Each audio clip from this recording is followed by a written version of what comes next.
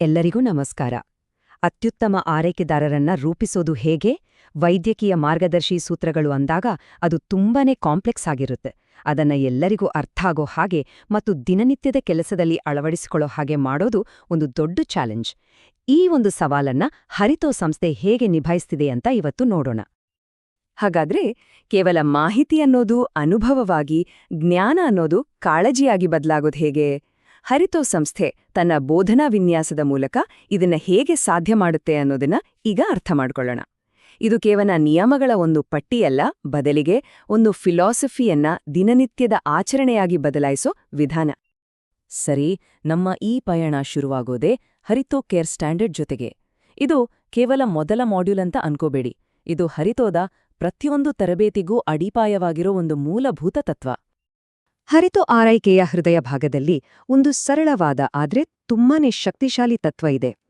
ಅಸಾಧಾರಣ ಆರೈಕೆಯು 3 ಸ್ತಂಭಗಳ ಮೇಲೆ ನಿಂತಿದೆ: ಗೌರವ, ತಡೆಗಟ್ಟುವಿಕೆ ಮತ್ತು ಜಾಗರೂಕತೆ. ಈ 3 ಪದಗಳು ಕೇವಲ ಪದಗಳಲ್ಲ, ಆರೈಕೆದಾರರು ತೆಗೆದುಕೊಳ್ಳೋ ಪ್ರತಿಯೊಂದು ನಿರ್ಧಾರಕ್ಕೂ, ಮಾಡೋ ಪ್ರತಿಯೊಂದು ಕೆಲಸಕ್ಕೂ ದಾರಿದೀಪ. ಬನ್ನಿ, ಮೊದಲನೇ ಸ್ತಂಭ ಅಂದ್ರೆ ಗೌರವವನ್ನ ಆಚರಣೆಗೆ ಹೇಗೆ ತರೋದು ಅಂತ ನೋಡೋಣ.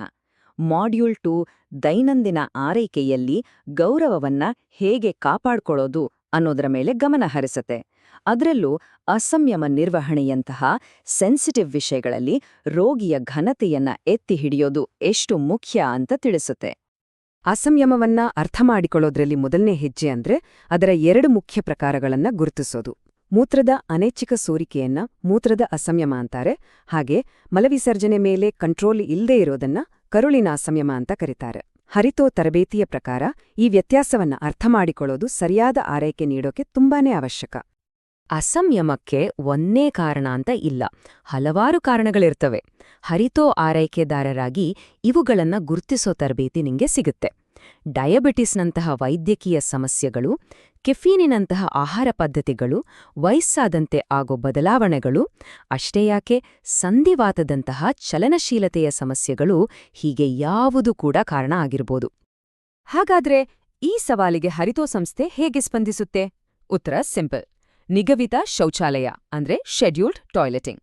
ಇದರಲ್ಲಿ 3 ಹಂತಗಳಿವೆ: ವ್ಯಕ್ತಿಯ ಸಹಜ ಕ್ರಮಕ್ಕೆ ತಕ್ಕಂತೆ ಒಂದು ಟೈಮ್ ಟೇಬಲ್ ಮಾಡೋದು, ಸರಿಯಾದ ಸಮಯಕ್ಕೆ ಮೆತ್ತೆಗೆ ನೆನಪಿಸಿ ಸಹಾಯ ಮಾಡೋದು, ಮತ್ತು ಶೌಚಾಲಯ ಸೇಫ್ ಮತ್ತು ಸುಲಭವಾಗಿ ಬಳಸೋ ಹಾಗೆ ನೋಡ್ಕೊಳ್ಳೋದು. ಈ ವಿಧಾನದಿಂದ ಕೇವಲ ಆಕ್ಸಿಡೆಂಟ್ ತಡೆಯೋದು ಮಾತ್ರವಲ್ಲ, ರೋಗಿಯ ಘನತೆಯನ್ನೂ ಕಾಪಾಡದಾಗುತ್ತೆ. ಈಗ ನಾವು ನಮ್ಮ 2ನೇ ಸ್ತಂಭ ಅಂದ್ರೆ ತಡೆಗಟ್ಟುವಿಕೆಯ ಬಗ್ಗೆ ಮಾತಾಡೋಣ. ಹರಿತೋ ತತ್ವದ ಪ್ರಕಾರ ಒಳ್ಳೆ ಆರೈಕೆ ಅಂದ್ರೆ ಸಮಸ್ಯೆ ಬಂದ್ಮೇಲೆ ಟ್ರೀಟ್ಮೆಂಟ್ ಕೊಡೋದಲ್ಲ, ಬದಲಿಗೆ ಸಮಸ್ಯೆ ಬರದಂತೆ ತಡೆಯೋದು. ಈ ಮಾಡ್ಯೂಲ್ ಒತ್ತಡದಿಂದ ಆಗೋ ಹುಣ್ಣುಗಳನ್ನ ಅಂದ್ರೆ ಪ್ರೆಷರ್ ಅಲ್ಸರ್ಸ್ ಅನ್ನ ವೈಜ್ಞಾನಿಕವಾಗಿ ಹೇಗೆ ತಡೆಯಬಹುದು ಅಂತ ಹೇಳ್ಕೊಡುತ್ತೆ.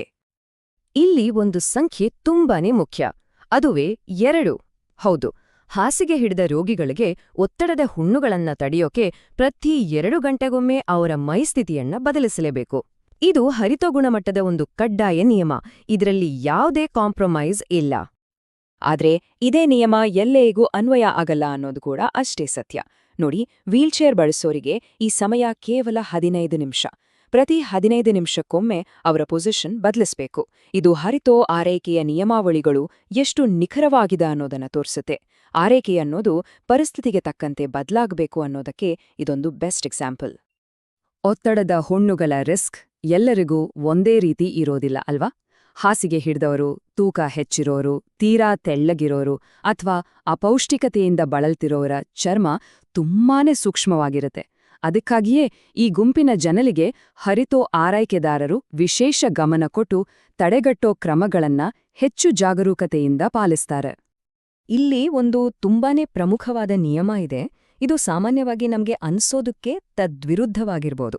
ಹರಿತೋ ಕೇರ್ ಸ್ಟ್ಯಾಂಡರ್ಡ್ ಪ್ರಕಾರ ಚರ್ಮ ಕೆಂಪಾದ ಜಾಗವನ್ನ ಯಾವತ್ತೂ ಮಸಾಜ್ ಮಾಡ್ಲೇಬಾರ್ದು. ಹಾಗೆ ಮಾಡಿದ್ರೆ ಅದು ಆ ಜಾಗದ ಅಂಗಾಂಶಗಳಿಗೆ ಮತ್ತಷ್ಟು ಹಾನಿ ಮಾಡಬಹುದು.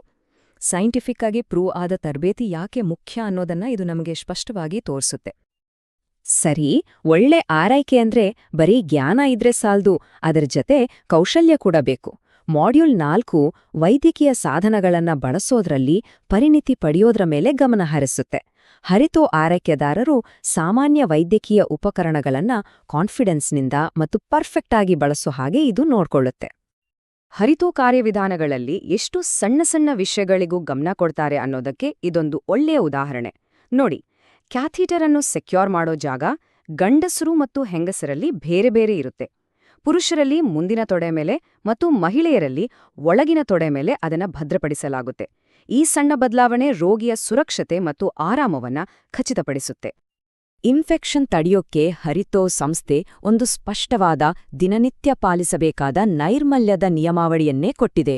ಆರೈಕೆದಾರರು ಕ್ಯಾಥೀಟರ್ ಸುತ್ತಮುತ್ತಲಿನ ಜಾಗವನ್ನ ಪ್ರತಿದಿನ ಸೋಪು ಮತ್ತು ನೀರಿನಿಂದ ಕ್ಲೀನ್ ಮಾಡಬೇಕು, ನೀಟಾಗಿ ಒಣಗಿಸ್ಬೇಕು ಮತ್ತು ಡ್ರೈನೇಜ್ ಬ್ಯಾಗನ್ನ ಯಾವಾಗ್ಲೂ ಮೂತ್ರಕೋಶಕ್ಕಿಂತ ಕೆಳಗೆ ಇಡಬೇಕು. ಈ ಸರಳ ಹಂತಗಳು ಇನ್ಫೆಕ್ಷನ್ ರಿಸ್ಕನ್ನ ತುಂಬಾನೇ ಕಡಿಮೆ ಮಾಡುತ್ತವೆ. ನೋಡೋಕೆ ಸ್ವಲ್ಪ ಕಷ್ಟ ಅನ್ಸೋ ನೆಬ್ಯುಲೈಸರ್ ಸೆಟಪ್ ಅನ್ನ ಕೂಡ ಹರಿತೋ ತರಬೇತಿ ತುಂಬಾನೇ ಸರಳವಾದ 6 ಹಂತಗಳಾಗಿ ವಿಂಗಡಿಸಿದೆ. ಇದರಿಂದ ಕನ್ಫ್ಯೂಷನ್ ಆಗೋದಿಲ್ಲ ಮತ್ತು ಆರೈಕೆದಾರರು ಪ್ರತಿ ಬಾರಿಯೂ ಸೇಫ್ ಆಗಿ ಮತ್ತು ಸರಿಯಾಗಿ ಕೆಲಸ ಮಾಡೋಕೆ ಸಹಾಯ ಆಗುತ್ತೆ. ಪ್ರತಿಯೊಂದು ಸ್ಟೆಪ್ ಕೂಡ ಲಾಜಿಕಲ್ ಮತ್ತು ಕ್ಲಿಯರ್ ಆಗಿದೆ. ಈಗ ನಾವು ನಮ್ಮ ಕೊನೆಯ ಮತ್ತು ಅಷ್ಟೇ ಪ್ರಮುಖವಾದ ಸ್ತಂಭಕ್ಕೆ ಬರೋಣ, ಜಾಗರೂಕ ವೀಕ್ಷಣೆ. ಇದು ಕೇವಲ ಒಂದು ಮಾಡ್ಯೂಲ್ ಅಲ್ಲ, ಇದು ಗೌರವ ಮತ್ತು ತಡೆಗಟ್ಟುವಿಕೆಯ ತತ್ವಗಳನ್ನ ಒಟ್ಟಿಗೆ ಹಿಡಿದಿಡೋ ಒಂದು ಕೊಂಡಿ. ಇಲ್ಲಿ ಆರೈಕೆದಾರರ ಪಾತ್ರ ಕೇವಲ ಕೆಲಸ ಮಾಡೋದಲ್ಲ, ಬದಲಿಗೆ ಗಮನ ಇಟ್ಟು ವೀಕ್ಷಿಸೋದು. ನೋಡಿ, ಸಂಭಾವ್ಯ ಸೋಂಕುಗಳನ್ನ ಗಮನಿಸೋಕೆ ಹರಿತೋ ಆರೈಕೆದಾರರಿಗೆ ಎಷ್ಟು ಸ್ಪಷ್ಟವಾದ ಮಾರ್ಗದರ್ಶನ ಇದೆ. ಉದಾಹರಣೆಗೆ, ಮೂತ್ರ ಮೋಡದ ಹಾಗೆ ಕಂಡ್ರೆ, ಕೆಟ್ಟ ವಾಸನೆ ಬಂದ್ರೆ ಅಥವಾ ರಕ್ತ ಕಂಡ್ರೆ ತಕ್ಷಣ ವೈದ್ಯರಿಗೆ ತಿಳಿಸಬೇಕು. ಇಲ್ಲಿ ಊಹಾಪೋಹಕ್ಕೆ ಜಾಗವೇ ಇಲ್ಲ, ತಕ್ಷಣ ಆಕ್ಷನ್ ತಗೋಬೇಕು. ಇದೇ ರೀತಿ ಒತ್ತಡದ ಹುಣ್ಣುಗಳಲ್ಲಿ ಸೋಂಕಿನ ಲಕ್ಷಣಗಳನ್ನ ಗುರುತಿಸೋದು ಕೂಡ ತುಂಬಾನೇ ಮುಖ್ಯ. ಕೆಂಪು ಅಥವಾ ಊತ ಜಾಸ್ತಿಯಾದ್ರೆ, ಹುಣ್ಣಿನ ಸುತ್ತ ಬಿಸಿಯಾದ್ರೆ, ಕೀವು ಬಂದ್ರೆ ಅಥವಾ ಜ್ವರದಂತಹ ಲಕ್ಷಣಗಳು ಕಾಣಿಸ್ಕೊಂಡ್ರೆ ತಕ್ಷಣ ಗಮನಹರಿಸಬೇಕು. ಇದಕ್ಕಾಗಿಯೇ ಹರಿತೋ ಕೇರ್ ಸ್ಟ್ಯಾಂಡರ್ಡ್ನಲ್ಲಿ ಪ್ರತಿದಿನ ಚರ್ಮವನ್ನ ಪರೀಕ್ಷಿಸೋದಕ್ಕೆ ಅಷ್ಟು ಪ್ರಾಮುಖ್ಯತೆ ಕೊಡಲಾಗಿದೆ. ಹಾಗಾದ್ರೆ ಇದೆಲ್ಲದರ ಸಾರಾಂಶ ಏನು? ಹರಿತೋ ಕೇರ್ ಸ್ಟ್ಯಾಂಡರ್ಡ್ ಅಂದ್ರೆ ಅದು ಬರೀ ರೂಲ್ಸ್ ಲಿಸ್ಟ್ ಅಲ್ಲ. ಇದು ಗೌರವ, ತಡೆಗಟ್ಟುವಿಕೆ ಮತ್ತು ಜಾಗರೂಕತೆ ಅನ್ನೋ 3 ವಿಷಯಗಳನ್ನ ಒಂದೇ ದಾರದಲ್ಲಿ ಪೋಣಿಸೋ ಒಂದು ಸಮಗ್ರ ಫಿಲಾಸಫಿ. ಇದು ನಮ್ಮ ಸಾಮಾನ್ಯ ಕೆಲಸಗಳನ್ನ ಮುಂದಾಲೋಚನೆಯುಳ್ಳ ವೃತ್ತಿಪರ ಆರೈಕೆಯಾಗಿ ಬದಲಾಯಿಸೋ ಶಕ್ತಿಯನ್ನ ಹೊಂದಿದೆ. ಹಾಗಾಗಿ ಒಬ್ಬ ಹರಿತೋ ಆರೈಕೆದಾರರಾಗಿ ಇದನ್ನ ಯಾವಾಗ್ಲೂ ನೆನಪಿಟ್ಕೊಳ್ಳಿ. ಅತ್ಯುತ್ತಮ ಆರೈಕೆಯನ್ನ ಅಳೆಯೋದು ಕೇವಲ ನೀವು ಮಾಡೋ ಕೆಲಸಗಳಿಂದಲ್ಲ, ಬದಲಾಗಿ ಆ ಕೆಲಸದ ಹಿಂದಿರೋ ತತ್ವವನ್ನ ಅರ್ಥ ಮಾಡ್ಕೊಂಡಿರೋದ್ರಿಂದ. ನಿಮ್ಮ ಗೌರವ, ನಿಮ್ಮ ತಡೆಗಟ್ಟುವಿಕೆಯ ಪ್ರಯತ್ನ ಮತ್ತು ನಿಮ್ಮ ಜಾಗರೂಕ ವೀಕ್ಷಣೆ ಇವೇ ಹರಿತೋ ಕೇರ್ ಸ್ಟ್ಯಾಂಡರ್ಡ್ಗೆ ಜೀವ ಕೊಡೋದು. ಈ ತತ್ವಗಳನ್ನ ನಿಮ್ಮ ದೈನಂದಿನ ಆರೈಕೆಯಲ್ಲಿ ಅಳವಡಿಸ್ಕೊಳ್ಳಿ.